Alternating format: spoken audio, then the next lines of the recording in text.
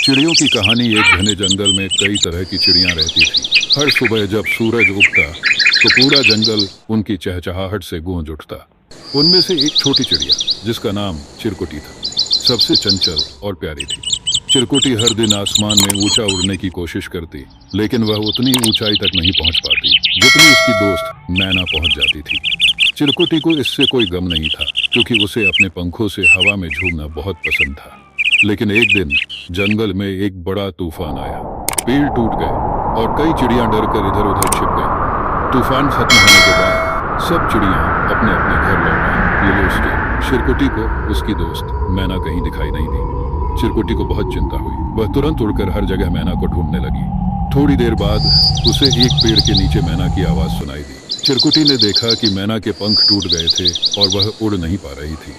चिरकुटी ने बिना सोचे समझे अपनी छोटी छोटी चोंच से मैना के पंखों को ठीक करना शुरू कर दिया। उसने मैना को सहारा दिया और धीरे धीरे उसे वापस घोंसले तक ले आई। सभी चिड़ियों ने चिरकुटी की बहादुरी और उसकी दोस्ती की सराहना की। उस दिन के बाद चिरकुटी और मैना की दोस्ती और भी गहरी हो गई। चिरकुटी को समझ आ गया कि सच्ची दोस्ती ऊंचाई या ताकत में नहीं होती, बल्कि दिल से होती है। और जंगल में फिर से सुबह होने पर सब चिड़ियां मिलकर खुशियां मनाती और चहचहाती। सीख: सच्ची दोस्ती मुश्किल समय में ही परखी जाती है। Yeah.